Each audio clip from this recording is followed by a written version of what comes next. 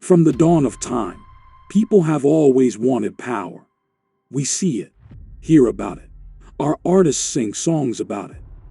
But the thing is, very few people know how to get or has what it takes to get power, much less maintain it. Some use money, politics, influence, and a lot of things. Back in the late 90s, there was a book named 48 Laws of Power. This book was so influential and insightful, it was banned in prisons and even in some countries. This book is nothing complex. It articulates 48 laws to attain and maintain power. And would you believe that these laws are used knowingly and unknowingly around us every day, even in music? Whether they talk about the gangster life or love, most dance hall songs echo the sentiments of how to get, maintain, or take power.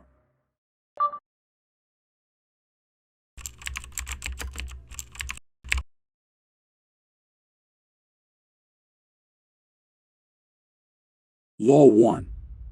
Never outshine the master. In your desire to please or impress them, do not go too far in displaying your talents, or you might accomplish the opposite: fear and insecurity. Make your master appear more brilliant than they are, and you will attain the heights of power.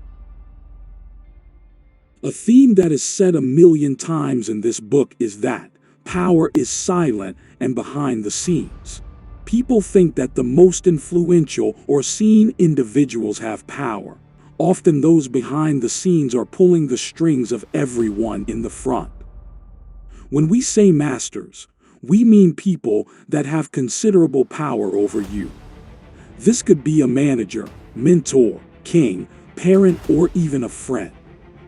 When it comes to dance hall music, how many times have we seen great legendary artists with proteges or other artists under them? They share a strong bond or form a collective.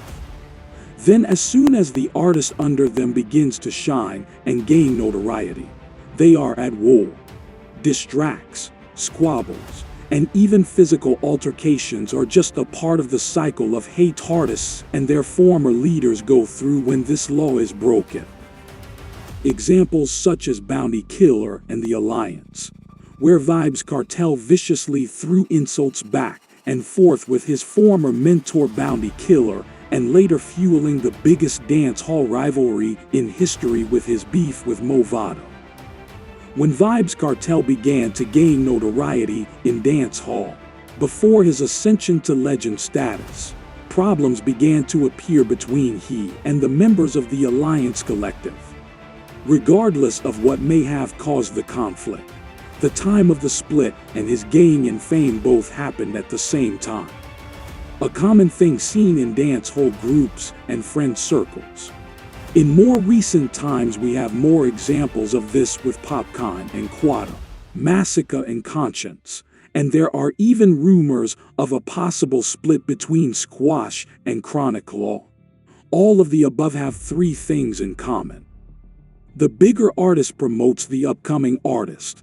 The conflict is either exactly when the upcoming artist takes the spotlight, sometimes before, or sometimes after, and the eventual split. The master is always threatened by the notoriety of the student. A lot of masters have insecurities, and the sudden rise of their underlings may aggravate their insecurities. A master-student relationship that has not transgressed this law is the fourth Jenna camp. Idonia, an already established artist, brought Govana onto the scene. And since then, Govana has been a staple in dancehall music globally while maintaining their relationship. For this to happen, the master must be content with the rise of their student and their possible decline. Tune in next time for Law 2.